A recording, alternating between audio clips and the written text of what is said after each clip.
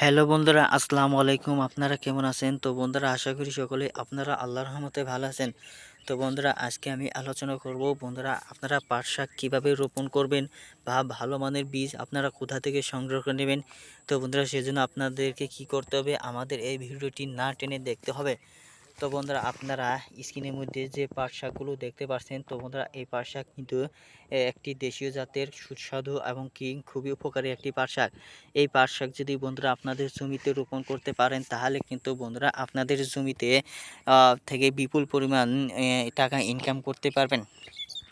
শুধু তাই নয় বন্ধুরা, এই পাট শাকটি যদি আপনারা নিয়মিত খেতে পারেন, তাহলে কিন্তু বন্ধুরা আপনাদের যাদের পেটে প্রচুর পরিমাণে কৃমি রয়েছে, ছোটো কৃমি, গুঁড়া কৃমি বা বড় ধরনের কৃমি রয়েছে, এই সমস্ত কৃমির জ্বালায় কিন্তু বন্ধুরা আপনাদের সকল খাদ্য কিন্তু তারা হজম করে ফেলছে।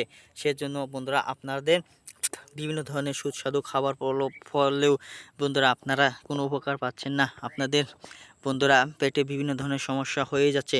সে সমস্ত লোকদেরকে বলবো, আপনারা যদি এই নিয়মিত পাট শাকগুলো খেতে পারেন বন্ধুরা, তাহলে কিন্তু বন্ধুরা এই পাট শাকগুলো খাওয়ার ফলে আপনারা কিন্তু আপনাদের পেটের কৃমিকে বন্ধুরা কি করতে পারবেন, পেটের কৃমি থেকে রেহাই পাবেন খুব সহজেই।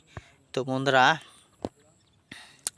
এই পাট শাকগুলো আপনারা কেন খাবেন, তার কারণ হচ্ছে আপনাদের মুখের রুচি ফিরিয়ে আনবে এই পাট শাক। এমনকি শুধু তাই নয় বন্ধুরা, এই পাট শাক আপনার কোথায় রোপণ করবেন? এই পাট শাক রোপণ করতে হলে বন্ধুরা আপনাকে ভালো মানের জমি বাছাই করতে হবে। যে সমস্ত জমিতে বন্ধুরা বেলে অর্ধেক মাটি ও অর্ধেক বালু রয়েছে, অর্থাৎ মাটির ঝুরঝুরা, সেই সমস্ত মাটিতেই কিন্তু আপনারা এই পাট শাক রোপণ করতে হবে। তাহলে কিন্তু বন্ধুরা পাট শাকের ফলন ভালো হবে। তো বন্ধুরা, ধন্যবাদ আপনাদেরকে।